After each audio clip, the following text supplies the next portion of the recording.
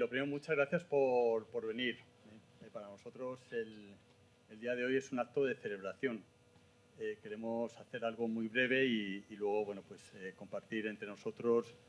Hay personas que no nos hemos visto en muchos años y luego tendremos oportunidad después de dos mesas muy breves. El acto está estructurado en 2 mesas en las cuales van a ser muy breves. Vamos a compartir pues experiencias en torno a lo que han sido estos 20 años del observatorio y luego vamos a tomar un vino. Y ahí es la oportunidad, primero para celebrar y luego para ponernos al día, ¿no?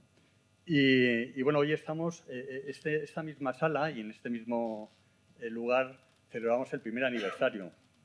Y la muestra del paso del tiempo la dan los críos pequeños, verles crecer, ¿no? Y en la puerta comentaba con muchos de vosotros que en ese primer aniversario hicimos un anuario, estamos varias de las personas que estamos hoy aquí, y en la caja donde metíamos los anuarios, era un formato grande, ahí estaba la hija mayor de Isabel Roser, que hoy ahora tiene 20 años.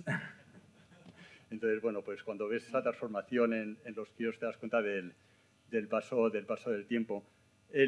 Voy a ser muy breve, simplemente algunas notas de qué es el observatorio y por qué hoy estamos aquí. Esto surge de una manera, pues casi diría espontánea, al mismo tiempo de una necesidad de cambiar el concepto de creación de valor que había en ese momento, que sigue existiendo hoy en día, que premiaba a la industria extractiva y financiera en contra de la industria productiva y bueno, pues llegamos al acuerdo de la necesidad de montar una organización. Cada uno actuábamos en representación de diferentes organizaciones, conscientes de que teníamos que cambiar o intentar modificar el modelo. Y apremiaba en ese momento también el determinar cuál era el papel de la empresa o qué papel tenía que jugar la empresa en la sociedad. Ya había foros en los que se debatía sobre la responsabilidad social, pero era un acercamiento que se utilizaba como un instrumento, la responsabilidad social, para beneficiar o como beneficio al accionista.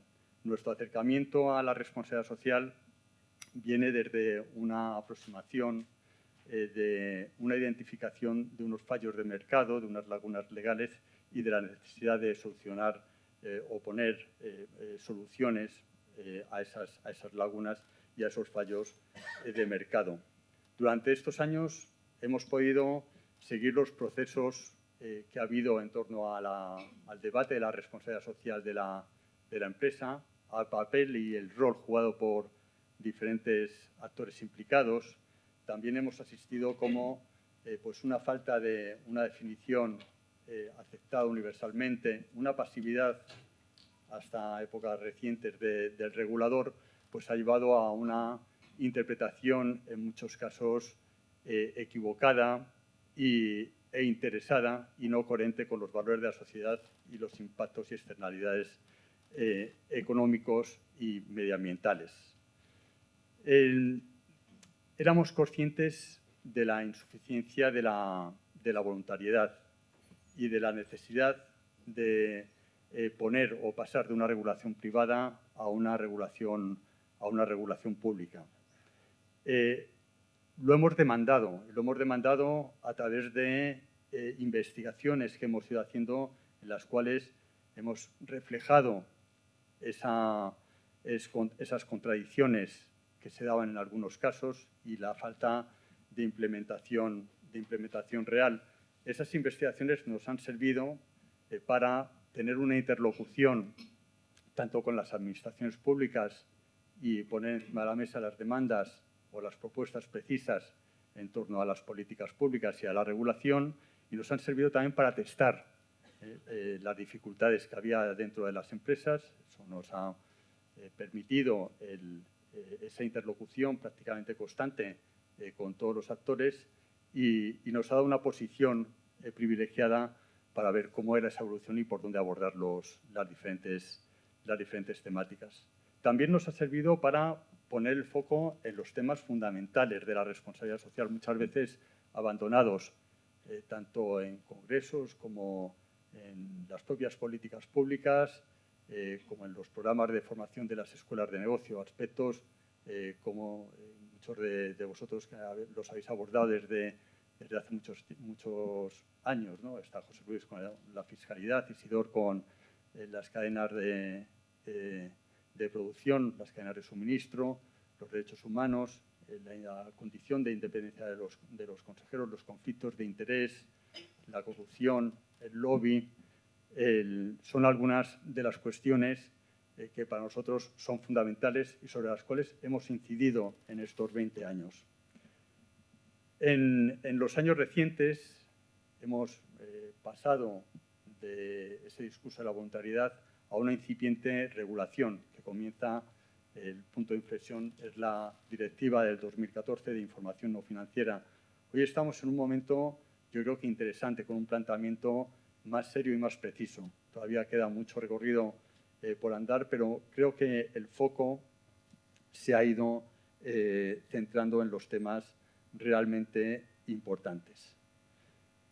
Somos conscientes de la necesidad y por eso es otra de las razones por las cuales nació el observatorio, de tener contrapesos al poder económico, en el desarrollo de los procesos legislativos y en las normas y estándares. Esa interrelación cada vez más estrecha entre el poder económico y el poder político hace cada vez más necesario el que haya organizaciones independientes que sean rigurosas, precisas en las propuestas y en los diagnósticos. Nos encontramos en el 2024, 20 años después del nacimiento del observatorio y 70 años después de que Bowen escribiese La responsabilidad del empresario, en el que ya menciona todas estas cuestiones que seguimos abordando hoy en día y que están todavía sin resolver. Tengo el conocimiento de la necesidad de abordar la responsabilidad social corporativa y lo hemos tenido en el observatorio desde el inicio, lo hemos compartido por todas las personas que hemos estado en torno a esta organización, la necesidad de trabajar con rigurosidad e independencia y no caer o intentar no caer en postulados que pueden convertirse de forma inconsciente en cómplices necesarios de un discurso vacuo e instrumentalizado que en última instancia no persigue otra cosa sino mantener el status quo. En el plano personal, el observatorio ha contribuido a mi desarrollo profesional. He disfrutado y sigo disfrutando con mi quehacer diario. Creo en lo que hago, a pesar de mis constantes contradicciones e incoherencias. El observatorio ha conseguido ser un ecosistema que ha unido a personas de diferentes nacionalidades, edades y condición que en muchas ocasiones han supuesto un faro y un ejemplo a seguir para mí. En estos 20 años he forjado amistades sinceras que estoy seguro que van a permanecer en el tiempo. Y ya termino simplemente agradeciendo a todos los que habéis contribuido al trabajo del observatorio en estos 20 años. Gracias.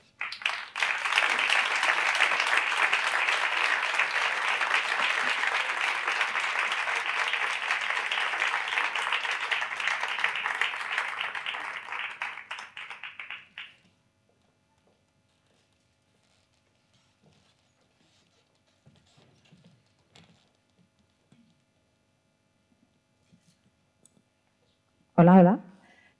Pues vamos con la primera mesa. Los participantes de la primera mesa podéis ir subiendo. Juan Carlos Díaz, Sara García, María Rodríguez, Marta de la Cuesta y David Álvarez. Como queráis.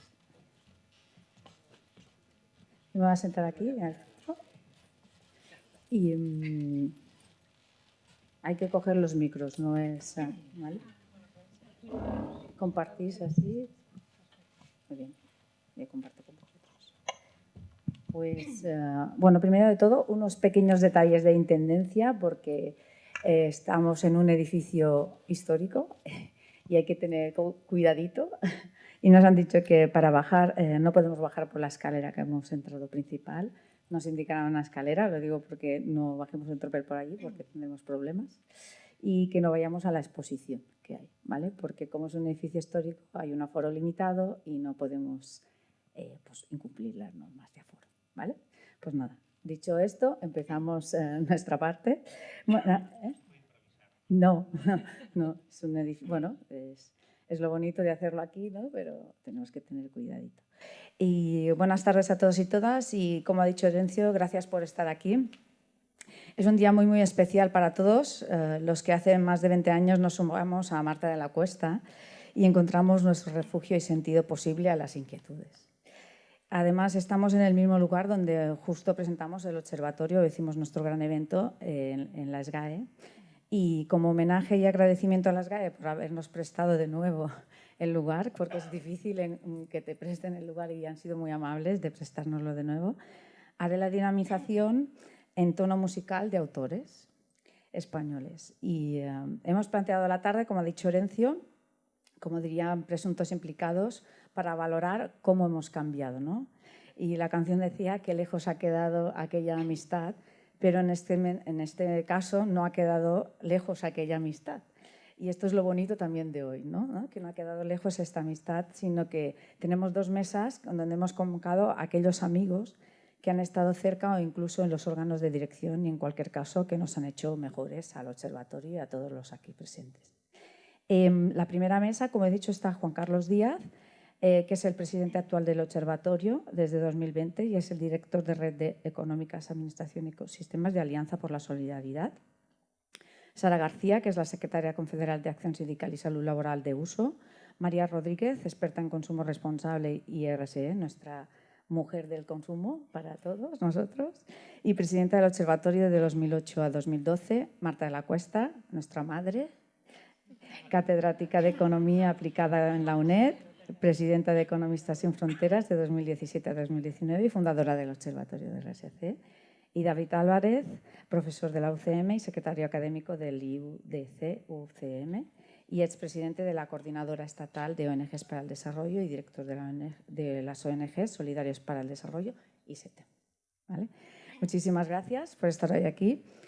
Haremos una fórmula inspirada en el tan de moda broncano y también ilustres ignorantes, ¿vale? Porque como no tenemos mucho tiempo, vamos a hacer un picadito y vamos a hacer las preguntas similares en una mesa y en otra y así veremos las 2 vertientes también de diferentes actores, ¿vale? Y para hacerlo así más ágil a menos. Seré estricta con los tiempos porque tenemos 20 minutitos solo por mesa. O sea que ya voy lanzando la primera y si no queréis responder a todas las preguntas, tampoco es necesario, pero y también si las podéis aderezar con anécdotas y chascarrillos, pues también, ¿vale? Porque estamos en modo Chatham House un poquito, o sea que... Compartimos en el prime time, sí, eso sí, pero bueno. 20 años atrás las utopías se han hecho realidad, ¿consideráis? ¿O qué utopías no contabais que se realizaran y se han realizado en la RSCI y sostenibilidad? Cuéntanos un poquito más. Bueno, yo empiezo por aquello de ser la madre o la abuela, ya no sé lo que soy. La madre. La utopía mayor es haber llegado hasta aquí, ¿no? Para mí el cumplir 20 años y que además en esos 20 años haya estado Orencio al frente de esto, pues ha sido, vamos, el mayor regalo, ¿no? No sé si para Vicky, su mujer, lo es. Sí, también, vale, pues perfecto. Entonces, cuando empezábamos con estas cosas, pues ya estamos hablando, hace 20 años, no éramos muchos los de la Peña, ¿verdad? Ramón, de la Peña de la RSE, y algunos nos tildaban un poco de utópicos, ¿no? Yo en mi universidad, en la UNED donde estoy, pues bueno, eran las cosas que le gustan a Marta, ¿no? Y al final...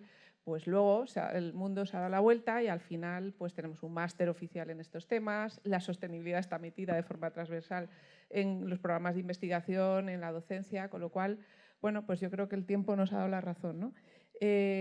Cosas tú me cortas, Isabel, cuando empezamos con esto, lo de ser madre tiene que ver porque esto nace como un apéndice de Economistas sin Fronteras. Estábamos trabajando en esos temas y como cualquier matrimonio, en este caso pluri de muchas personas, antes de dar el salto a crear una asociación, pues dijimos, vamos a crear un grupo de trabajo en el que demos voz a diferentes grupos, ¿no? ONGs de desarrollo, que aquí hay 2, consumidores, sindicatos, bueno, para hacer ese contrapeso, ¿no?, a lo que veíamos que era la voz cantante en aquellos momentos, que eran los departamentos de comunicación de las grandes compañías, las del IBEX, que estaban vociferando constantemente, pues es que eran muy responsables, que hacían las cosas muy bien, con una visión más de comunicación y de marketing, ¿no? Todos habéis pasado por esa, a los que estéis en empresa, por aquella época. Entonces nos vimos un poco obligados a la necesidad de hacer eso. Había coordinadoras de mucho tipo, pero no había de esto. No nos creamos como coordinadoras, sino como un grupo de trabajo, y de ahí surgió luego la asociación. Cuando ya nos entendimos todos, nos comprendimos y veíamos que éramos capaces de seguir, nos casamos a través de la asociación, que es el observatorio, ya se desgajó de economistas y ahí surge, ¿no? Es un poco por contar los orígenes. Entonces yo diría, estos 20 años para mí han sido pues la confirmación de que teníamos razón y que queda mucho por hacer, como decía Orencio, y hay que irse dando más caña todavía. Bueno, yo soy la más nueva.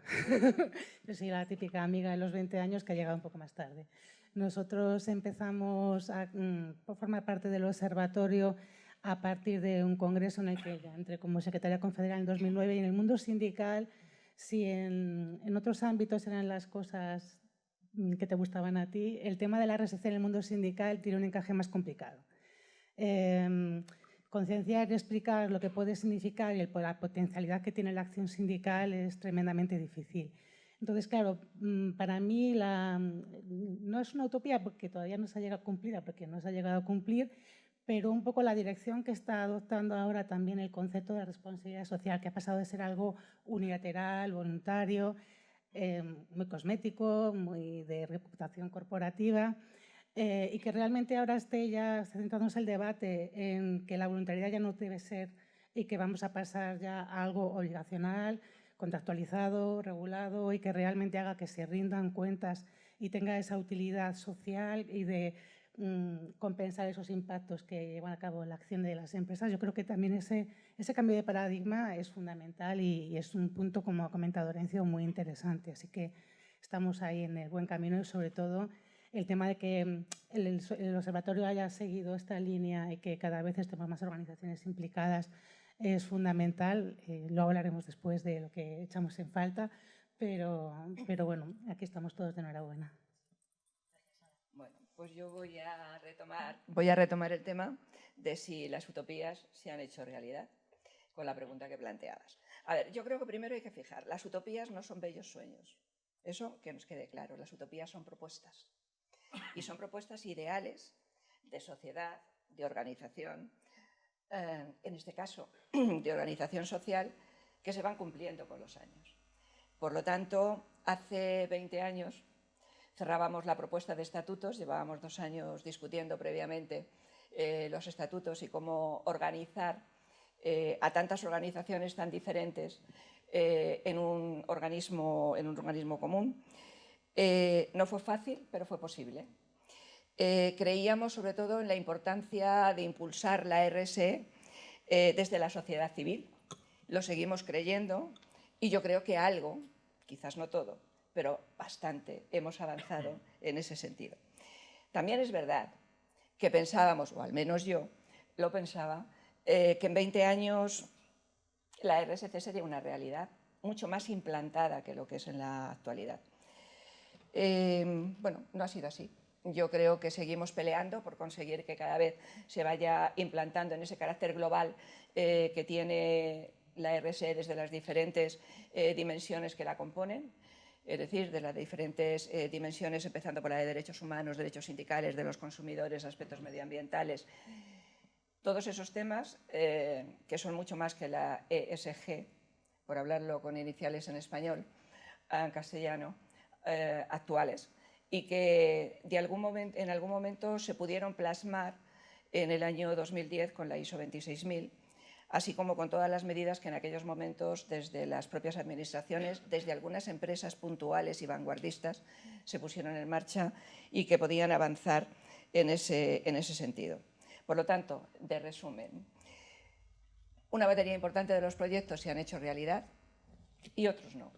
pero eso no significa que no deba seguir existiendo un órgano como el Observatorio de Responsabilidad Social Corporativa, que desde la sociedad civil impulsa esos cambios para conseguir cada vez que esta sociedad sea un poquito mejor. Sí, David. Sí, lo que estaba pensando, ¿no? Era Galeano el que decía la definición de utopía es como el horizonte, lo que te permite caminar. Está claro que en estos 20 años el observatorio ha cumplido una de las cuestiones básicas que creo que nos debe congratular aquí hoy, que es la sociedad civil ha sido quien ha impelido, impulsado, ha hecho su trabajo para que otras instituciones, empresas u organismos públicos se sumaran, porque aunque María dice que sí que tenía en mente que se pudiera cumplir en 20 años, todos sabemos los reacios que son a todos estos cambios, ¿no? Cambios empresariales. Las propias administraciones públicas de compra pública ética llevábamos hablando 25 años, lo que compran los ayuntamientos, comunidades autónomas o los propios gobiernos, desde la ropa de sus trabajadores a cantidad de cosas, ¿no? Pero se ha traído ese debate a la sociedad. Y es algo que hoy en día pues, creo que se debe valorar. También que sea un grupo tan heterogéneo, el acierto de llamarle observatorio. Observatorio es observar que las cosas, ¿no? puedan llegar a cumplirse, puedan también hacer propuestas, puedan hacer informes. Antes hablaba Orencio del rigor. Nadie pone en duda el informe del IBEX 35, lo que supone también para esas empresas el afearle sobre sus paraísos fiscales. Pues eso lo hace la sociedad civil, pone la importancia en temas que a la propia sociedad, ¿no? En ese sentido es un paralelismo con el periodismo de contrapoder, como decía Orencio en tu presentación, y creo que es básico observar y seguir en la diana para seguir cambiando cosas de diligencia y cantidad de temas que tenéis encima de la mesa con acierto, con denuedo y con mucho esfuerzo, porque no deja de ser que muchas de las organizaciones que forman parte de este observatorio lo hacen por las personas. Antes decía Marta, estas son las cosas de Marta de la Cuesta, y es verdad, los que estábamos en ese año 2002, ¿no? SETEM plasmó ahí su firma en la fundación. Íbamos a las universidades estaban más implicadas entonces, por desgracia. Ahora habría que preguntarse dónde están las universidades como organismos también de conocimiento, ¿no? y fomentan la ciencia y la investigación. Pero había una necesidad de poner, ¿no? Al final los protagonistas encima de la mesa, y era presionar para que las cosas cambiasen. Y creo que eso lo habéis cumplido con creces, y por lo que también, aunque con matices y con, obviamente, seguramente cosas que se podrían mejorar, pues grupos tan heterogéneos como sindicatos, ONGs y demás, no habíamos trabajado juntos. Las plataformas o coordinadoras de las que yo formaba parte entonces, coordinadora de comercio justo, coordinadora de ONGs, eran de pares, no eran gente tan diversa o heterogénea, y me parece que eso era acierto de haber creado el observatorio y denominarlo así. Sí. Sí, yo rápido, ¿no?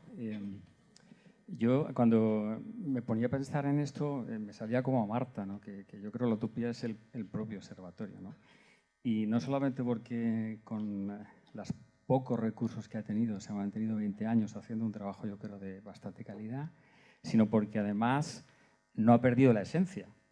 Es decir, las mismas ideas que se plasmaron en los estatutos del funcionamiento del observatorio, de cómo tenía que intervenir en estos temas, se siguen manteniendo, y yo veo que siguen teniendo mucha vigencia, ¿no? Entonces, desde el punto de vista mío, la utopía es el propio observatorio, que sigue haciendo un trabajo, yo creo que excelente, ¿no? Y que al principio era una especie de ente minúsculo, y ahora, siendo también pequeñito por estructura, sin embargo tiene un reconocimiento a todos los niveles que es bastante amplio, reconocimiento con todos los actores que están en el mundo de la RSC. Entonces, bueno, yo ahí sé que lo vamos a decir muchas veces más, pero yo quiero poner aquí el punto definitivo en Orencio, que es la persona que ha estado 20 años al frente de esto, ¿no? Y que sin él pues no podría haber funcionado. Él es la esencia. Total. Es el perfume del observatorio. Bueno, parafraseando a Kiko Veneno, ¿qué echáis de menos y qué echáis de más? en este mundo de la promoción y asentamiento de los procesos de los actores, de la RSC, ahora ESG, sostenibilidad, que también ahora tenemos otra vez en la terminología, siempre estamos ahí, es como, Dios mío, otra vez dándole a la terminología, ¿no? No sé, ¿quién quiere empezar? Y luego, os aviso, juntaré las siguientes, como los pilotos en vuelo, para recuperar el tiempo, ¿vale? No, yo había apuntado alguna cosilla. En lo de echar de más, antes hablábamos de la regulación. Nosotros éramos los pioneros me acuerdo el debate aquel de la voluntariedad, la regulación, Madre mía. que fue duro, que si esto era más allá de la acción social, porque se hablaba de que la RSD era filantropía. Bueno, tuvimos que solventar ahí varias, pero hemos pasado quizás a un exceso, ¿no?, de regulación en muchas cosas, que hace que cuando hablas con gente que no ha estado en este proceso de 20 años, pues lo vea como una carga y no vea el objeto, el fin. Entonces, ahí cuidado. Ayer, el otro día, no me acuerdo con quién lo hablaba, que hemos pasado un poco Entonces, a lo mejor ahí sí que tenemos que tener, digo ya de cara a la siguiente pregunta, como nos va a poner ya deberes, pues hacer ese esfuerzo, ¿no?, de aclarar, porque incluso los que hemos estado en esto, a veces las siglas nos comen, y las leyes y las directrices y las directivas, y no estás al día, ¿no? Entonces te pierdes en esa maraña y bueno, eso es una cosa que echo de más. Y también hablar demasiado de sostenibilidad. Ahora la palabra es esa y no era RSC, porque ya eso había que quitarlo. Luego ahora usaremos otras. Entonces todo el mundo habla de sostenibilidad y al final se desgasta, ¿no? Quizá de nuevo volver a divulgar, a sensibilizar. Y de menos, pues esos diálogos, aquí está Juanjo, cuando estábamos, esos diálogos, esos foros, cuando íbamos, eso es más nostalgia que otra cosa, ¿no? Como la de la película la segunda parte de Inside Out, ¿no? Pues yo soy nostalgia, como soy la abuela. Echo de menos ir a las charlas que teníamos pues, en el Congreso de los Diputados, luego con el Ministerio. Íbamos como haciendo proselitismo, al fin y al cabo. Nos llamaban un poquito de eso, ¿no? Y hablamos de la religión de la RSE. Y esa parte de diálogo creo que ha sido esencia también del observatorio, mucho. Y quizá no hay espacios ahora tan abiertos para esas cosas, ¿no? Porque se habla de la nueva directiva, cómo afecta a la GRI, no sé qué. O sea, es todo como muy técnico y esa parte más filosófica se nos ha ido, ¿no? Eso quizá lo echaría de menos. Y lo que siempre echamos de menos en esto es, bueno, las empresas más tarde, más temprano van entrando, mejor o peor, la administración, las políticas públicas, pero y los consumidores y los inversores, ¿no? Al final siempre decían, bueno, esto no cambia si al final no el mercado no lo prima, ¿no? Bueno, pues aquí echémonos un poquito la culpa y echemos de menos pues, el que haya un poquito más de compromiso del ciudadano, ¿no? Bueno, me voy a agarrar un poco a esto último que has dicho, porque en ese echar de más, que a la vez es echar de menos, que comentabas de lo tecnificado y lo complejo que es ahora mismo todo este debate, el procedimiento, el tener que tener un conocimiento de todos los procesos. Nos pasaba cuando estábamos en la plataforma por empresas responsables, que también es un hijo del observatorio porque fue quien lo promovió, cuando intentábamos también llevar el debate de la necesidad de una ley de debida diligencia, que además España fuera volviendo otra vez a ese estatus de pionero, ¿no? que fuera de los primeros en hacerla, el llegar, por ejemplo, desde el punto de vista sindical, a los compañeros y compañeras, explicarles el por qué es necesario. Claro, tienes que hacer una cantidad de pedagogía cuando se podría explicar de una forma mucho más simple. Pero esa falta de debate social y de implicación de los consumidores, que al fin y al cabo los trabajadores y trabajadoras somos todos consumidores también y somos todos sociedad, hace falta simplificar y hacer una pedagogía para que realmente se entienda el trasfondo y lo necesario que es, que al fin y al cabo somos los que movemos el mercado, porque la normativa, las multas, las sanciones sirven para lo que sirven y además facilitan a veces las cosas porque se paga y ya está. Y en ese sentido echo en falta y a la vez también me parece de más el tanta sigla y tanta complejidad. Y sobre todo el compromiso a nivel de Estados y de la Unión Europea que se ha visto en esta última directiva de diligencia de vida y de muchas empresas que le van mucho a la cara en Occidente y hacen lo que hacen en otros países. Entonces, bueno, ahí sí que es necesario también dar esa vuelta al debate. Yo soy súper Muy breve. bien. María, tú, de eso de consumidores. Vamos allá. En el año 2000, en Durban, en Sudáfrica, se celebró el Congreso Mundial de Consumer International, la Organización Mundial de Consumidores. Ahí fue donde empezamos a hablar de la necesidad, con una resolución del Congreso, de que se empezara a avanzar en las políticas de responsabilidad social empresarial que entonces estaban todavía cuajándose en algunos aspectos. Por lo tanto, ¿qué es lo que echo de menos? Desde el punto de vista de la implicación del movimiento organizado de consumidores, lo que echo de menos es la falta de implicación de las organizaciones de consumidores en los temas relacionados con la RSE. Los consumidores en general, por lo tanto, como ciudadanos, en nuestra vertiente de ciudadanos con capacidad de influir de forma activa en la sociedad y, por lo tanto, en el mercado, es verdad que hemos avanzado, no lo suficiente, porque en la medida en la que los individuos podemos avanzar, si no tenemos organizaciones que realmente soporten y que vayan adelantando esas políticas, evidentemente nos vamos a quedar atrás. Por lo tanto, echo de menos eso.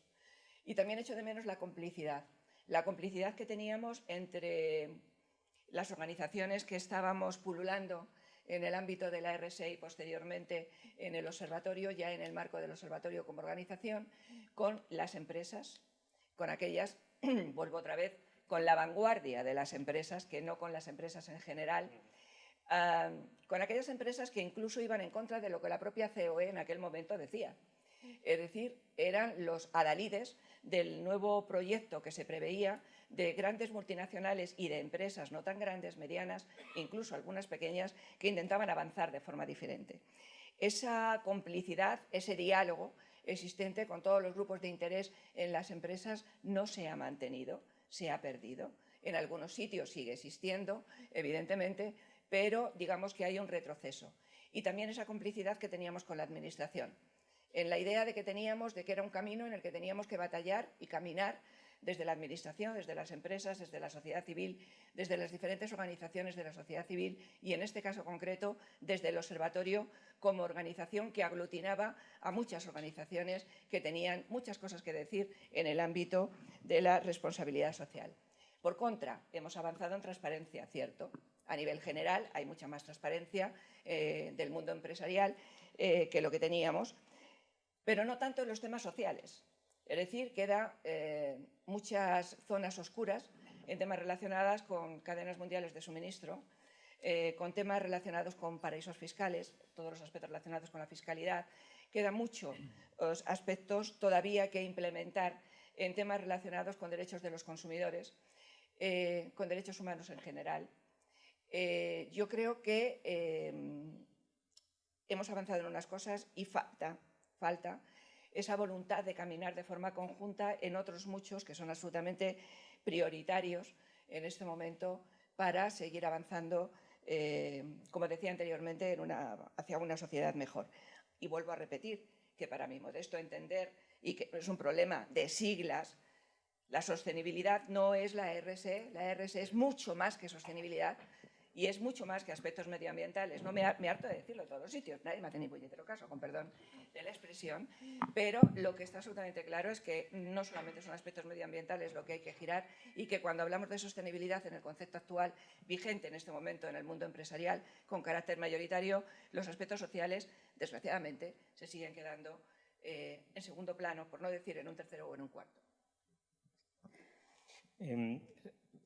Claro, el tema de lo que se ha conseguido sí que pasa por un momento delicado en esta sociedad actual, que es no lo que nos encontramos hace 20 años. Había como unas ansias de remar todos hacia una dirección y con las dificultades que conllevaba.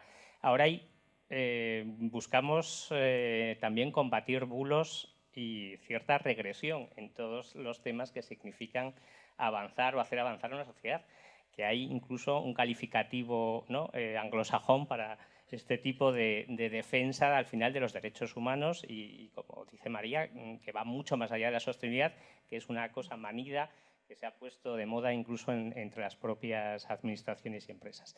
Entonces, claro, hay que reforzar, desde mi punto de vista, la parte de divulgación, que pasa por buscar alianzas con medios de comunicación, redes sociales, medios digitales que no son quizás los habituales, no sé, diarios responsables se me ocurre, o algún tipo de cabecera que sea sensible a estas cosas.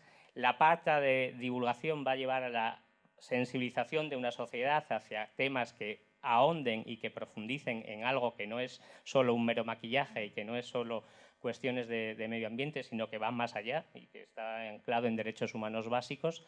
Y la parte de incidencia, retomar ese éxito, pues recuerdo a Jáuregui, por ejemplo, en la comisión del Congreso de los Diputados, que te llamaba o nos llamaba, ¿no?, para consultar ciertos avances legislativos y demás, ¿no? Había también otro momento en los partidos políticos, donde eran estructuras que pensaban quizás más en la sociedad y tenían menos problemas internos y menos jaulas de críos.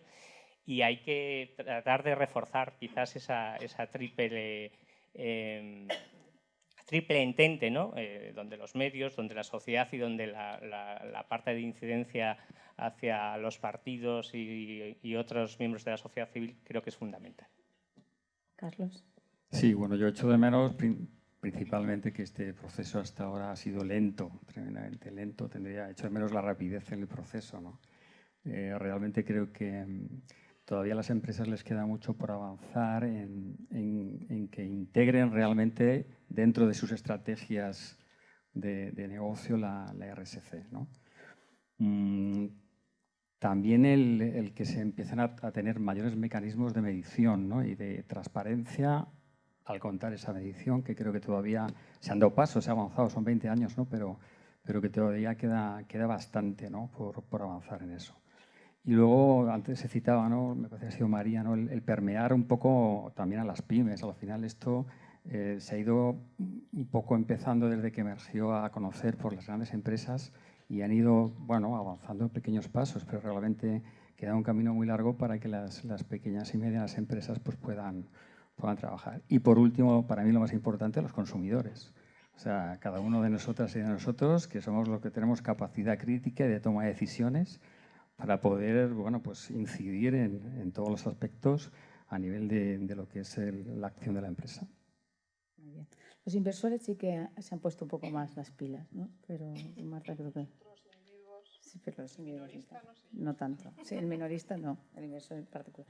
Y ahora para hacer como los pilotos en vuelo, juntamos las dos últimas y me gustaría un poco que dijerais, en todo este caminar, de caminante no hay camino, se hace camino al andar, ¿qué papel supuso el Observatorio de RSC y qué papel os gustaría que siguiera desempeñando el Observatorio en este caminar? Por romper un poco la dinámica. Venga, Carlos, comienza tú. Bueno, yo el papel, lo decía antes, para mí el papel del observatorio es continuar. Creo que tiene unas líneas marcadas que están totalmente vigentes. Yo creo que el observatorio, de alguna manera y en la pequeña medida que ha podido, ha sido una especie de catalizador, ¿no?, el que ha tenido la capacidad de establecer diálogos con un montón de actores que estaban alrededor de este mundo. Y en algunos casos, ¿no?, con algunos de las investigaciones o los informes que ha hecho. Antes mencionaba David el informe de las memorias, que es un clásico del observatorio, en el que, bueno, trasladarle y ponerle una foto a la empresa utilizando su propia información, ¿no?, y valorando y viendo la calidad que tiene esa información, trasladarla y ponérsela adelante para que ellos mismos puedan ver de alguna forma, ¿no?, y autocalificarse, por decirlo de alguna forma, creo que es importante. Creo que tiene que seguir la misma línea y bueno, quizá incidir mucho más en la parte de formación, que creo que es clave, y que aunque una de las líneas del observatorio es la formación, creo que hay que hacer mucho más hincapié en ella, ¿no?, precisamente para lo que hablábamos antes, ¿no?, para que el público en general vaya conociendo y sea más exigente con estos temas. David. Y sí, sobre todo creo que eso es reforzar esa parte de sociedad civil que le vio nacer, que le impulsó y retomar quizás nuevos impulsos. A ver, el informe de memorias del IBEX 35 es del prestigio del informe de Amnistía Internacional en Derechos Humanos. O sea, nadie lo pone en duda, puede gustar más o menos, pero eso al final es lo que da el rigor y la credibilidad, ¿no?, de organizaciones como el Observatorio. Por tanto, reforzar toda esa parte Y quizás el mundo de la universidad, claro, venimos de las universidades. Yo recuerdo que hubo pues también un impulso por parte de la Autónoma de Madrid, Benayas en su momento, gente que no puede ser que crea un vicerrector en un momento determinado y luego la institución se retraiga a sus palacios porque tiene otra serie también de problemas, ¿no? Lo voy a decir yo, que tengo un rector imputado. Pero es obvio y pasa porque la universidad también haga ese papel de impulsar, por ejemplo, o hacer de forma conjunta la formación. Es vital que reforcemos ese papel, y sí que me gustaría que de alguna manera en algún momento las universidades públicas, las que consideraran fundamental ese papel, pudieran volver, ¿no?, al observatorio. Bueno, yo no me quiero repetir mucho, pero bueno, el observatorio realmente ha sido un catalizador, como ha dicho Carlos. Yo desde que estamos en la vicepresidencia en esta ocasión, que además ya no lo ves solamente como organización que colabora, sino que estás un poco más en las tripas y ves cómo funciona. O sea, la labor que ha hecho, que ahora damos por supuesto, y que nos parece muy normal, que organizaciones muy diferentes nos juntemos con un mismo objetivo, es algo notorio que tenemos que poner en valor en un día como hoy. Y la capacidad de incidencia que tiene, porque nosotros, por ejemplo, en 2009, cuando arrancamos ya con una resolución especial sobre RSC a nivel sindical, lo que nos encontrábamos eran, lo que he dicho al principio, temas muy cosméticos, muy de marketing. Entonces estábamos siempre buscando un lugar donde poder trabajar y también alimentarnos un poco en el interno para poder informar a delegados y delegadas que tuvieran una visión social, una visión más crítica, más objetiva y más hacia lo que nosotros también nos queríamos dirigir. Y el observatorio es el que nos dé también ese acogimiento, esa capacidad de incidencia y de influencia que ha tenido el observatorio a lo largo del tiempo también, no solo a nivel español, sino con los diferentes gobiernos y en el CERSE, sino también a nivel europeo. Yo creo que también es lo que en estos 20 años es necesario que se multiplique y se convierta también en algo más estable, porque el observatorio funciona como funciona también, y yo quiero decirlo desde aquí, gracias a la capacidad de trabajo enorme que tienen quienes están en el día a día llevando a cabo esa labor con pocos recursos, con estabilidad, con complejidad.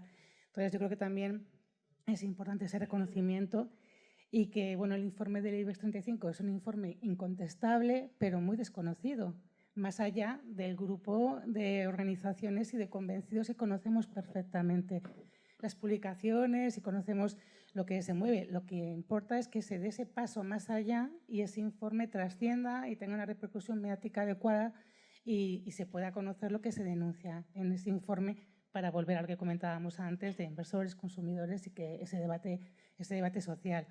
Entonces, bueno, pues sobre todo animar a organizaciones que no estén en el observatorio, que se unan también a ese trabajo y que se vuelva a través de ese bulle que había en los primeros 2010, 2015 con la RSC y que realmente pues también me uno a la solicitud de que las universidades, que tienen que ser también esa fuente de debate y de pensamiento crítico, también lo lleven a cabo. Nosotros desde el punto de vista sindical intentamos que a nivel, sobre todo las confederaciones internacionales, que son las que tienen un trabajo muy importante para ver toda esa cadena de valor y también el poder colaborar en la fiscalización de lo que se está haciendo en otros países, ya que el punto nacional de encuentro pues, tiene la validez que tiene, pues también intentamos influir ahí con otras organizaciones españolas que también están.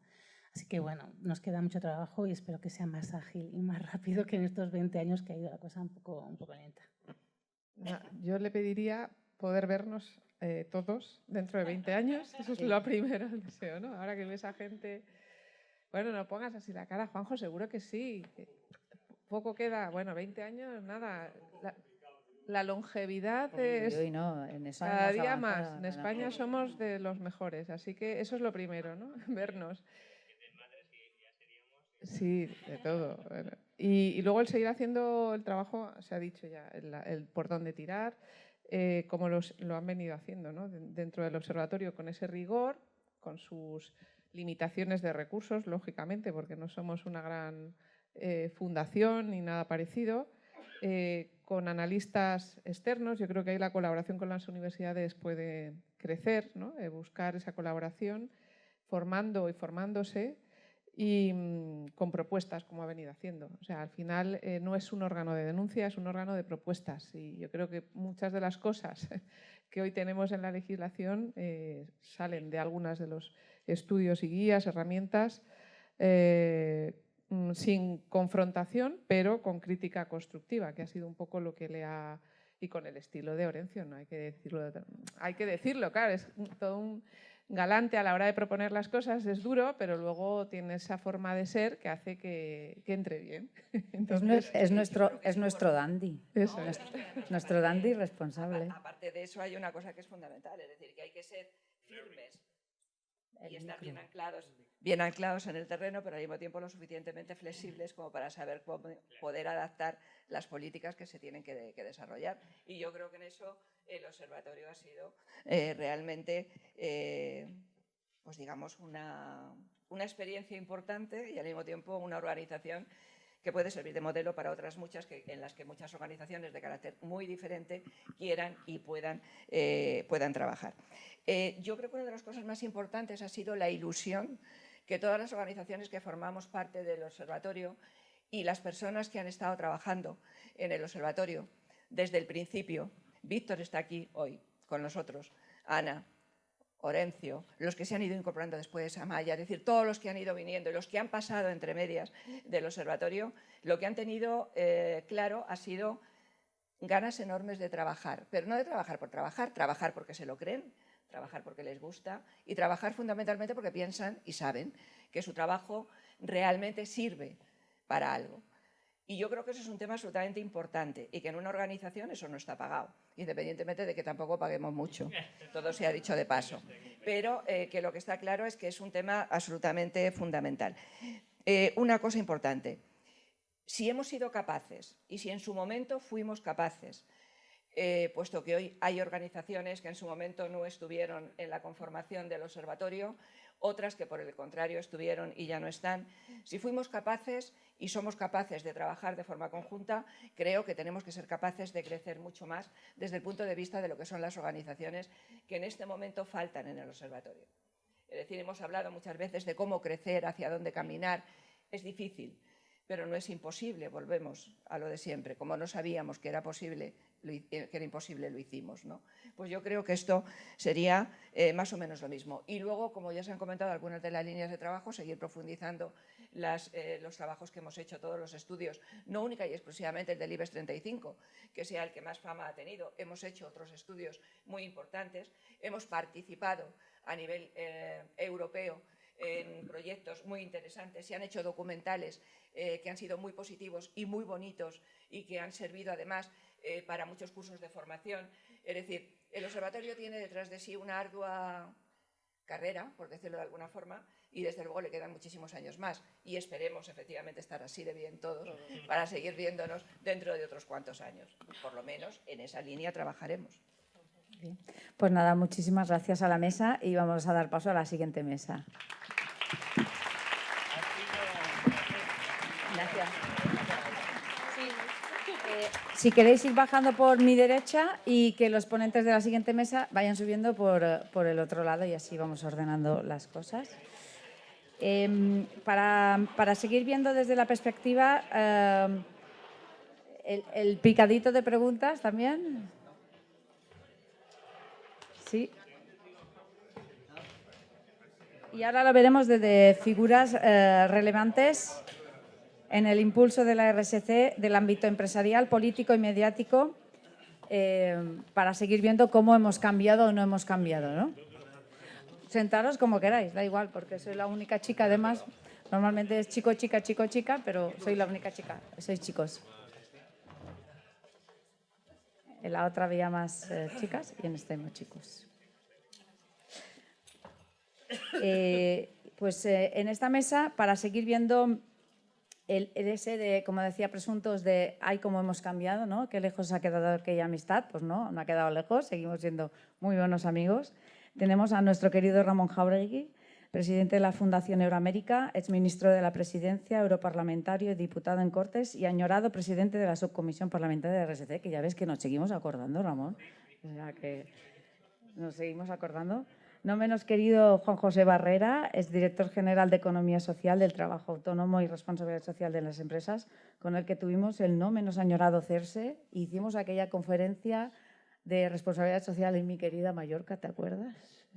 De que yo vine dándole el pecho a mi hija pequeña y ya me dijo Victoria de UGT, me dice, lo tuyo no es vocación, es militancia. Y yo le dije, no, es lactancia, por si acaso. Pero bueno. El indispensable en todos esos foros multiactor, Carlos Bravo, secretario de Protección Social y Políticas Públicas en Comisiones. Gracias, Carlos. Y nuestro único e irrepetible Tomás Conde, director de ESG actualmente Sustainable Finance en IM World, ESG Advisor en AERI y con 25 años en BBVA, que es un poco nuestra visión hoy empresarial, pero que también Tomás es una persona que está muy activa y proactiva en muchos foros de promoción de la inversión. ¿Vale? Pues vamos mal de tiempo, pero bueno, hacemos el cóctel un poco más corto, ya claro, ¿vale?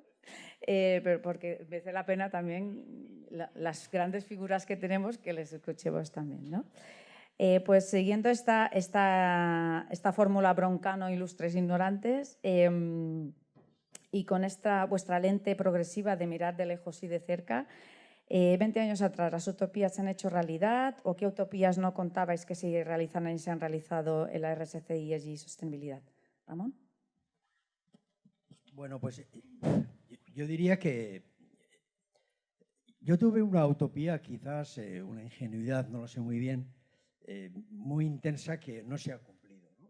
Es aquella que pretendía convertir a las empresas en sujetos activos, en agentes importantes de un mundo mejor, se ha dicho antes, de una sociedad del bienestar, etcétera, ¿no? Todos teníamos la impresión de que había una serie de factores que estaban influyendo ya a finales del siglo pasado y principios de este, para que las empresas tomaran conciencia de su impacto social, de sus impactos, de su capacidad de creación de hábitats sociolaborales, de sus impactos medioambientales, estaban abiertas a una sociedad que penetraba en su vida, sus cielos eran abiertos, eran de cristal. Creíamos que había una oportunidad de hacerlas mejores y de convertirlas en agentes de cambio social y de bienestar. Eso no se ha producido. Para mí, claramente no. Segundo, sin embargo, en esta ecuación tan conflictiva que siempre hemos tenido entre voluntariedad y legalidad, hemos avanzado bastante. Es decir, que si uno mira ahora las leyes existentes, descubre que muchas de ellas son consecuencia de las prácticas excelentes y de las exigencias que de esta cultura ha ido surgiendo. Pongo algunos ejemplos. La información no financiera, se ha citado antes. ¿Quién pensaba hace 15 años que las empresas tenían que informar? Y esto era, digamos, imprescindible hacerlo para sus accionistas, pero a la sociedad también, de sus comportamientos sociolaborales, medioambientales, etc. Nadie. Hoy es ley. Nadie pensaba que las empresas y los consejeros de las empresas pudieran ser penalmente responsables. Hoy lo son. Todas las compliance de las empresas, todas son derivadas de una reforma del Código Penal, que establece que en la administración de la empresa, el administrador, el consejero, puede incurrir en responsabilidad penal. Esto ha cambiado el mundo de los consejeros y esto es consecuencia en gran parte de toda esta cultura. No digamos todo lo que ha sido las normas que en muchos países existen respecto del comercio internacional, trabajo infantil, materiales procedentes de países en conflicto, etcétera, etcétera. Hay montones de normativas que aseguran, que garantizan, digamos, una cierta transparencia en la calidad de la procedencia de los aprovisionamientos. Pongamos como referencia también la debida diligencia actual de la ley europea. Esto es consecuencia de una exigencia para que la responsabilidad social no quedara en el núcleo nacional de las empresas y buscáramos la aplicación de esa cultura a la cadena de aprovisionamiento. Y, en fin, ¿cuántas más podríamos citar? Pienso, por ejemplo, en todas las medidas que se han ido produciendo en los códigos de regulación de las empresas en materia de igualación de sexos. Pienso, por ejemplo, en la medida que obliga a las empresas a que un 40% de los consejos estén integrados por mujeres. Esas cosas no existían y son consecuencia de esta cultura. Y tercero, Isabel, yo estoy un poco pesimista sobre el momento actual, ¿no? Porque en los 20 años que han pasado, desde que comenzó esta historia, ha habido como un paréntesis, que fue la crisis del 2008 al 2012. Ahí estábamos todos mirando a la prima de riesgo, ¿no? Pero realmente, en general, ha habido un camino de progreso, más o menos. Dejando el greenwashing, dejando otras muchas cosas que podremos criticar y lo haremos luego. Mi preocupación es que después de la pandemia el mundo ha cambiado y no habla de RSE. Es decir, que las corrientes de fondo, esta, digamos, intelectualidad en los medios de comunicación, en los líderes empresariales, pienso en el Business Roundtable, pienso en Davos, pienso en cantidad en líderes que estaban incorporando esta cultura y que asumían esos compromisos, eso ha desaparecido. ¿Por qué? Porque el mundo está muy jodido, porque estamos en guerras, porque estamos con una crisis democrática del copón, porque hay un criterio populista brutal, porque hay unas revoluciones tecnológicas que nos hacen pensar todos en retos, véase el informe Draghi, porque hay unas tensiones geopolíticas brutales, unas tensiones comerciales, tecnológicas, entre bloques, y nadie habla de esto. Atención al problema, porque la corriente de fondo que ha alimentado esta historia durante estos 20 años ha desaparecido. ¿Quién se anima? Que nos ha dejado Ramón. Yo creo que pasamos al vino directamente. Sí, venga, Juanjo. Son y media, ¿eh? Lo digo porque en teoría deberíamos haber acabado, pero... ¿Sí? Sí. ¿Se oye? Pero la verdad es que el listón, como siempre, Ramón lo pone alto. Sí, ¿no? sí. Y entonces bajar, pues puedes tener la visión de que estás en vuelo gallinacio, ¿no? Entonces, por lo tanto, vamos a ver, yo como estamos hablando de hace 20 años y del recorrido hasta aquí, yo tengo una sensación que os voy a decir un poco, no sé, crítica, amarga, ¿no? En parte. Y digo crítica y amarga porque en aquellos años, yo recuerdo que además fue el año 2004, en concreto, cambió el gobierno. Había un gobierno anterior, del Partido Popular, y llegó un gobierno del Partido Socialista. Yo entré de director general, como digo yo, para no decirlo tan largo como lo decía antes Isabel, de la cosa, y entonces más corto, pero se entiende. Y yo me acuerdo de tu tarjeta, que era como un tarjetón. Era un tarjetón. Yo recuerdo que el ministro me llegó a decir, eres más importante que yo. Dice, tienes más cargos que yo tengo, que soy solamente ministro de Trabajo. Bueno, a lo que iba. Entonces, nos planteábamos qué hacer, porque veníamos de un proyecto, de una proposición de ley presentada por Ramón Jáuregui en la etapa del Partido Popular y que había sido rechazada, y había sido rechazada por la mayoría absoluta que en aquel momento existía por parte del Partido Conservador. Entonces, ¿qué es lo que hacemos? Era el planteamiento. ¿Qué hacemos? ¿Tenemos claro lo que queremos? ¿A dónde queremos avanzar? No voy a repetirlo porque lo estamos diciendo a lo largo de esta tarde, todo el mundo. Pero ¿cómo lo hacemos? La pregunta era ¿cómo lo hacemos? Y eso tiene que ver mucho el observatorio en este tema, ¿no? Y entonces nos planteamos que tenía que ser con el diálogo. Nosotros nos habíamos encontrado allí que había un grupo de expertos, 13 personas, recuerdo, todas muy, muy válidas, pero entendíamos que no era una cuestión de 13 personas muy válidas, sino que era un tema de incorporar al mundo en todos sus ámbitos, en el ámbito de la empresa, está claro, en el ámbito sindical, en el ámbito social, en el ámbito de las ONGs y también en el ámbito de las administraciones públicas. Ya no solamente estoy hablando de hoy del Ministerio de Trabajo, porque allí estuvieron, y creamos el foro de expertos, hasta el Ministerio de Economía.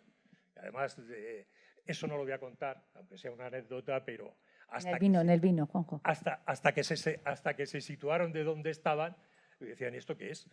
Entonces, partiendo de esta base, había una comisión que se creó en el Parlamento, la subcomisión parlamentaria, había un foro de expertos y también se incorporó en el diálogo social. Se generaron unas expectativas increíbles, de tal forma que salieron 50 y tantas recomendaciones en la comisión, en la subcomisión parlamentaria, 26 en el foro de expertos, 10 en el diálogo social. Menos mal que no hicimos otra cosa, porque hubieran salido 2. Pero bueno, en general había una coincidencia bastante grande en lo que había que hacer.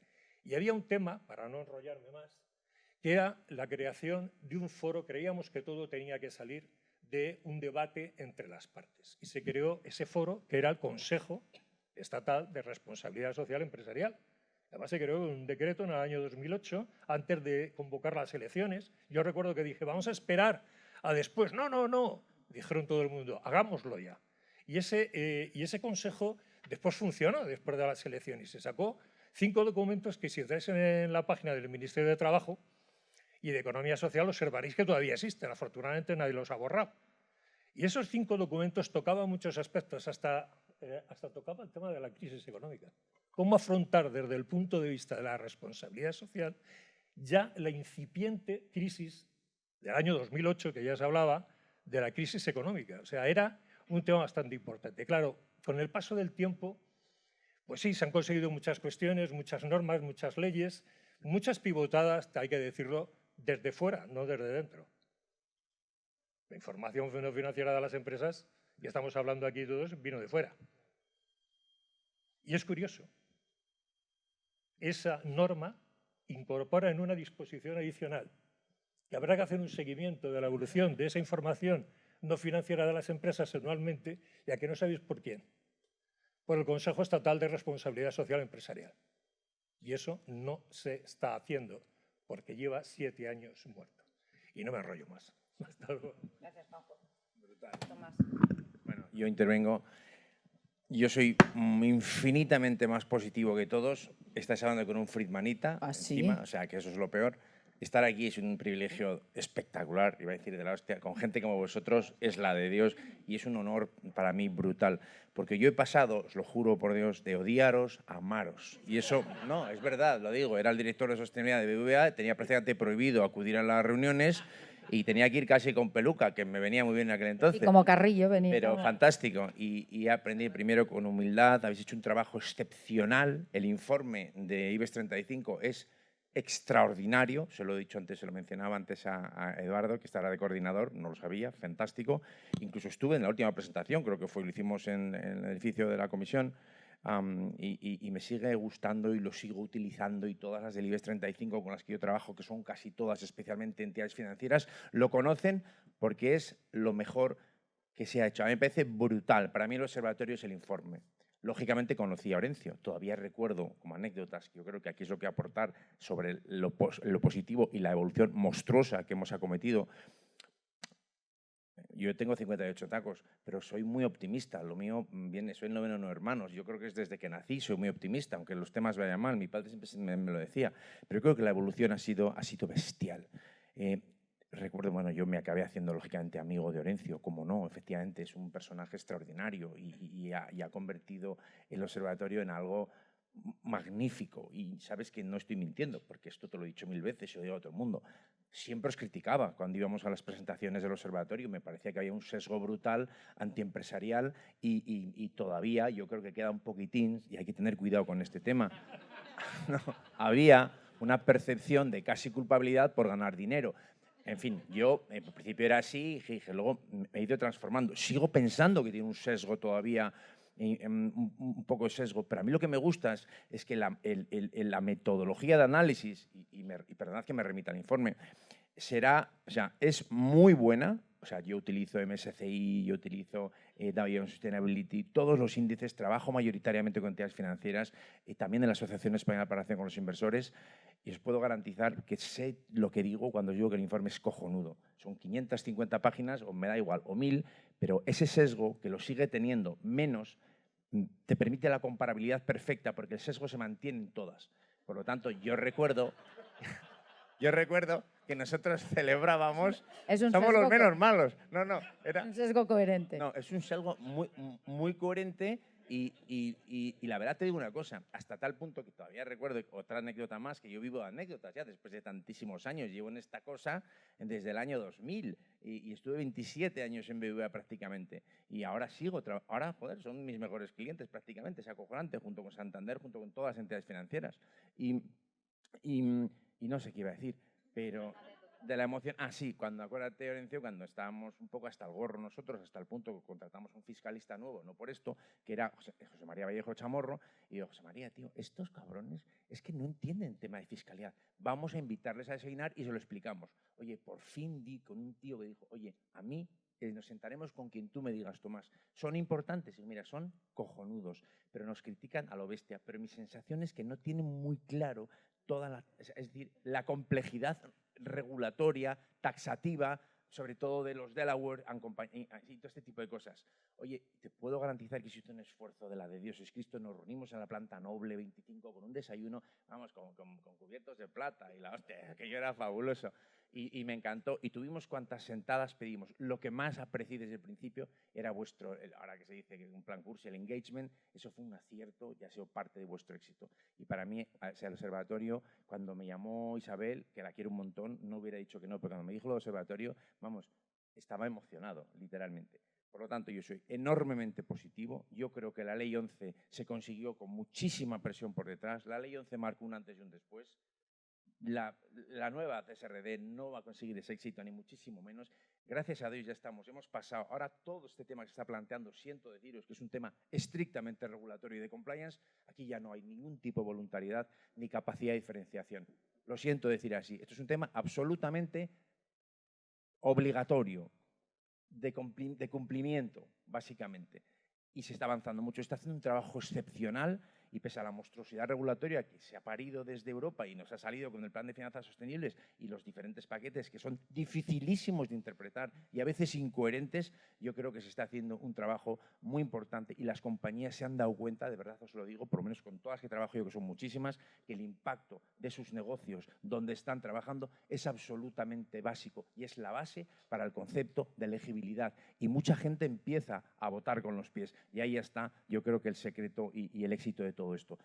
Bueno, podría estar hablando 2 horas. Sí, pero no podemos. Es que además tenemos una actuación, ¿no? O sea, con lo pues cual, yo como además me imagino que vas a cortar esto en un momento sí, razonable, porque tal, y como yo también tengo sesgo, tengo un sesgo que se parece al del observatorio, las empresas también tienen sesgo, y por tanto este es un asunto en el que hay que abordar. No, haré una referencia un poco al origen. Nosotros realmente empezamos con una doble perspectiva, la de los inversores, a través de los elementos de inversión socialmente responsable y luego a partir del 2004 con el observatorio, ¿no? Nosotros en el año 2000, nuestra gente, está por aquí Félix, nuestra gente de internacional y cooperación se movían en los temas de RSE y se movían en el ámbito de la Confederación Sindical Internacional cuando se constituyó una cosa que se llama el Workers' Capital Committee, que es el Comité del Capital de los Trabajadores, y que es donde los fondos de pensiones que negociamos en los convenios colectivos pues se plantean, oiga, ¿qué hacemos con este dinero que además de conseguir rentabilidad,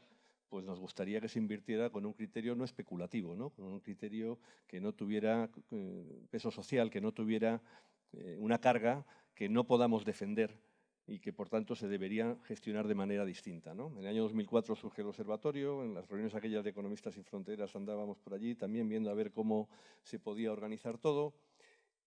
Y nosotros, que tenemos no solo sesgo, mucho, sino que además tenemos resistencias internas. Las teníamos entonces, pero no penséis que las hemos vencido hoy, ¿eh? Nosotros seguimos teniendo mucha gente en el sindicato. Sara lo decía antes, ¿eh? En el sindicato que dice, bueno, pero, en fin, si hemos montado estas cosas, pues oye, pues que den la rentabilidad que puedan y ya está, ¿no? Y yo recuerdo un viejo sindicalista, ya jubilado, pero de una de las grandes empresas industriales de este país, que hace muchos años me cogió un día por banda y me dijo, tú no tienes otra cosa que hacer que ponernos a nosotros deberes en relación de lo que tenemos que pedirle a las empresas, de lo que tenemos que exigirles, de lo que tenemos que... ¿Por qué no podemos dedicarnos solamente a obtener retorno de los fondos que pactamos en el convenio colectivo, disputamos renta entre capital y trabajo y con eso vamos a ponerlo a funcionar? Bueno, para nosotros el problema parte de una concepción de empresa, ¿no? Tenemos aquí a Isidore Boys, que es una institución para nosotros y en el observatorio también desde hace muchos años y que lleva trabajando con la cadena de suministro durante mucho tiempo y con la cadena de valor y planteando los problemas que la globalización genera y que hoy tenemos también que abordar y que afrontar, ¿no? Todo esto parte de una concepción de cuál es el papel de la empresa, ¿no? Entonces, antes decía Ramón que no hemos tenido éxito. El problema es si somos capaces de romper de alguna vez la concepción de que la empresa es únicamente una institución orientada al beneficio de sus propietarios. Y entendemos que la empresa es una institución tan fundamental en unas economías como las nuestras, como lo es la familia, y que tiene un impacto para proveedores, para clientes, para trabajadores, para la propia sociedad, con sus obligaciones fiscales, y que eso es lo que tenemos que girar. Y el Observatorio del RSE al final lo que está mirando es eso. Y cuando nosotros queremos determinar capacidad de influencia y pedimos participación en las empresas, estamos hablando de eso también. Por eso el Observatorio, el informe del IBEX que hace, nosotros hacemos también uno, que es muy complementario con el Observatorio. Hemos tenido la suerte de presentar en nuestra sede algún año la edición del Observatorio. Es mucho más completo el informe que hace el Observatorio del RSE. Nosotros le incorporamos otros elementos más sindicales, porque lo decía María antes, los criterios sociales de buen gobierno y medioambientales, los de buen gobierno son los primeros que han empezado a avanzar, siempre arrastrando los pies. Los medioambientales después, y los sociales son los grandes olvidados en esto. Os recuerdo que hace muchos años, está Mario aquí, hizo un trabajo que hicimos para la Confederación Sindical Internacional, que era, vamos a analizar las agencias que nos están informando y proveyendo de información para ver si cumplimos los criterios sociales, medioambientales y de buen gobierno. Y lo que descubrimos es pues, que en materia de buen gobierno contaban bien, si los consejos de administración tenían esta composición o esta otra. En materia medioambiental empezaban a avanzar y en materia social eran absolutamente olvidados. Y provocamos que a través de la Confederación Sindical Internacional las propias agencias venían a intentar reportar que iban a mejorar también en lo social, porque ponían la etiqueta, pero no lo desarrollaban. Por eso es tan importante que instituciones como el Observatorio tengan continuidad, sigan haciendo ese trabajo. Yo me anticipo ya, aunque es la tercera pregunta, porque yo creo que nos mandará a freír espárragos Isabel inmediatamente, pero sigue haciendo ese trabajo que refuerce con organizaciones, se decía antes, que sigamos participando del observatorio, que sigamos haciendo cada uno la labor que estamos haciendo y que sigamos avanzando lentamente, siempre arrastrando los pies hacia los objetivos que perseguíamos hace 20 años y que espero que dentro de 20 podamos seguir valorando hasta dónde hemos llegado. Pues como has abierto la oportunidad, no estaba claro. Pues ¿qué esperáis, ¿no?, de estos próximos 20 años y qué rol os gustaría que siguiera jugando el observatorio en los mismos? Bueno, para no repetirme, yo primero también un elogio al observatorio. Creo que todos estamos encantados de acompañaros, Orencio, y yo destacaría, además de todo lo que ya se ha dicho, la honestidad del grupo humano, ¿no? Es decir, la sensación que ha quedado en todo el mundo de que, en fin, también Tomás lo ha dicho antes, de que sois un grupo de gente que ha aportado pues una enorme honestidad a su trabajo. Un trabajo, por supuesto, muy necesario, que todos valoramos y que ojalá sigáis haciéndolo tan bien como hasta ahora. Y respecto de lo que viene, ¿no?, dejarme que os diga solamente una preocupación que a mí me parece que deberíamos incorporarle al tema de la responsabilidad social, que es el tema de la economía digital. Yo creo que, en fin, viendo, medio leyendo, porque todos hemos leído en diagonal el informe Draghi, bueno, todos sabemos que a lo que vamos a una sociedad terriblemente competitiva en la que estamos muy atrasados, en la que hay unos enormes retos brutales y las plataformas, la inteligencia artificial, en fin. Y la economía viene por ahí, ya lo sabemos. Y la pregunta es, ¿qué hay de RSE en esa materia, en ese mundo? Y no hay nada. Yo creo que conviene advertirlo, porque las digitales en general, algunas plataformas en particular, son un peligro para la democracia. Así de claro. Lo que ha pasado con Twitter en este momento en Brasil es solo el comienzo. Luego viene lo de Telegram en Francia, pero atención, porque son plataformas que se están utilizando para erosionar nuestro marco de convivencia democrática. Y eso es responsabilidad social, por encima de todo. O sea, cuando hablamos de qué tenemos que perseguir, etcétera, no nos olvidemos de que estamos hablando de una convivencia que tiene unos valores, y estas plataformas y esas empresas tecnológicas están desarrollando un poder enorme y una influencia fuera de todo control. Vengo de otro debate que he tenido en Forética hace unos minutos y casualmente me han puesto al lado de una señora del PP que ha hecho el típico discurso contra la regulación, y yo le he dicho, bueno, no hay que regular la inteligencia artificial, no lo acabamos de hacer en Europa y todavía no es más que un comienzo, pero es que no hay que intervenir mucho más profundamente en el tema fiscal. Veo a José Luis ahí atrás. ¿Qué acaba de pasar con la sentencia del Tribunal de Estrasburgo con relación a Apple? Oiga, es que Apple le perdonaron 13.000 millones de euros de impuestos, joder, a cambio de que pusiera su sede en Dublín. Y hacía una competencia desleal como la copa de un pino a todo el resto de Europa. Y no solamente la competencia desleal, es la ubicación geográfica para la ilusión fiscal de todas las tecnológicas. Oiga, es que esto está pasando. ¿Y de qué me hablan luego de responsabilidad social si no se cumple la primera? Entonces, en ese marco hay un debate brutal, no digamos los derechos de protección, los datos, los derechos de ciudadanía, la protección de los consumidores, en fin, hay montones de debates morales en la economía digital. Y esto es responsabilidad social, y de esto no se habla nada, ¿no? Yo creo que hay que incorporar este elemento al debate. No digo más porque seguro que los demás también añaden cosas. Gracias, Ramón. Sí, pero muy breves porque se nos van a ir los músicos. Si se van los músicos, yo acorto rápidamente. No, bueno, comparto efectivamente lo que ha dicho Ramón, y hay retos que cada tiempo van generando unos nuevos retos. O sea, es decir, en el año 2008 pasó lo que pasó, la crisis económica, el tema del ladrillo, la burbuja, etcétera, etcétera. Ya lo sabemos todos. Ahora estamos con guerras, hemos tenido pandemias, o sea, siempre hay un periodo. El problema es dónde se sitúa el plano de la responsabilidad social. Y cuando hablo de esa responsabilidad social no hablo solamente de las empresas.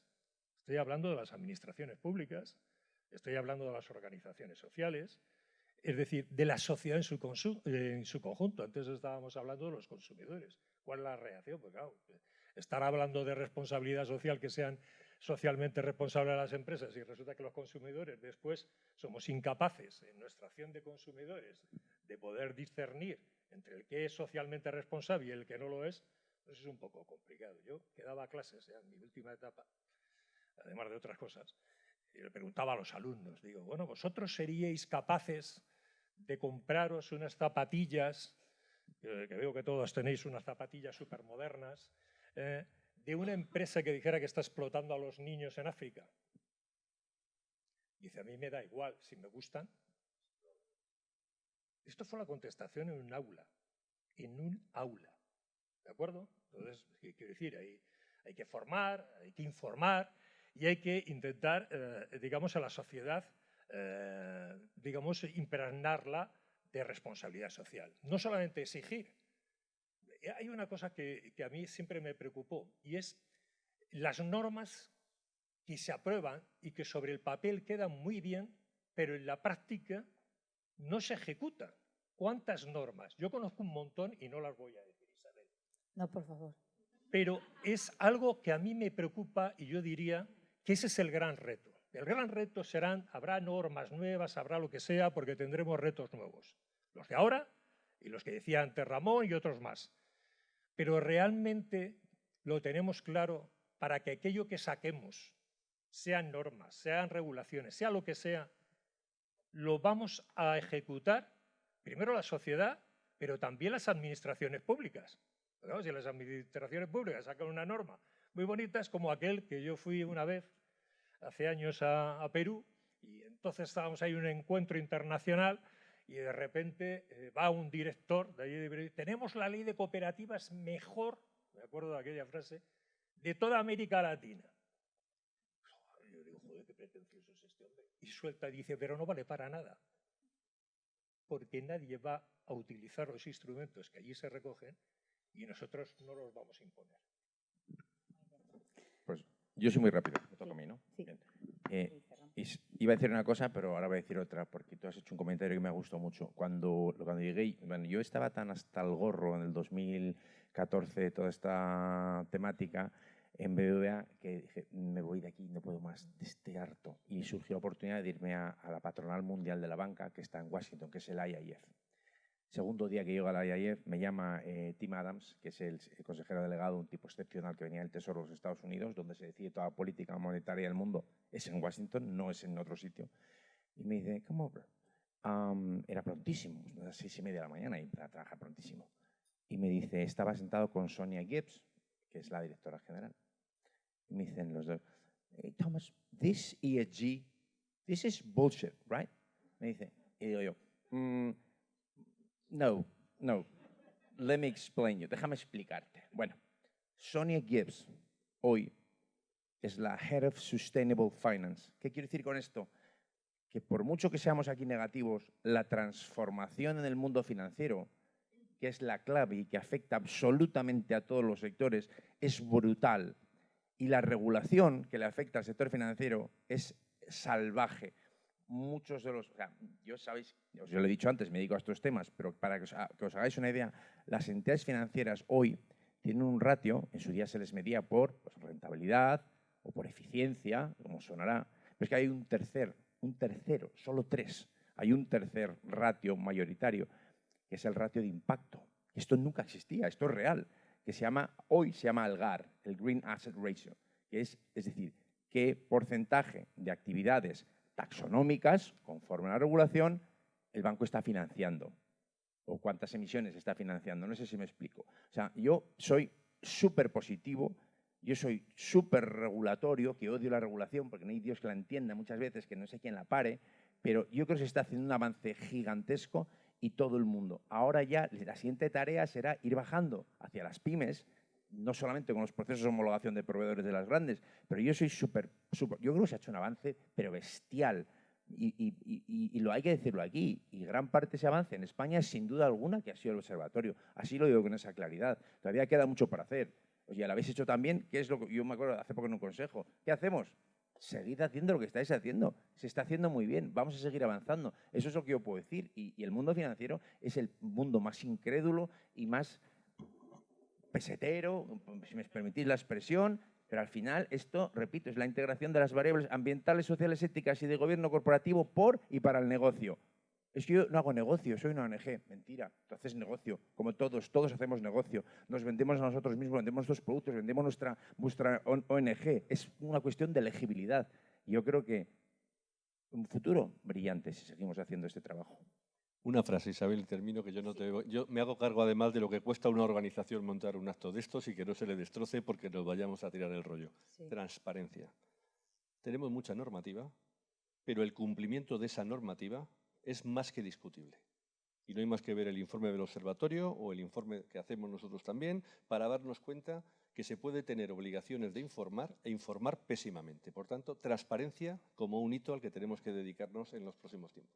Muy bien. Bueno, pues vamos para cerrar, ya paso al cierre directamente.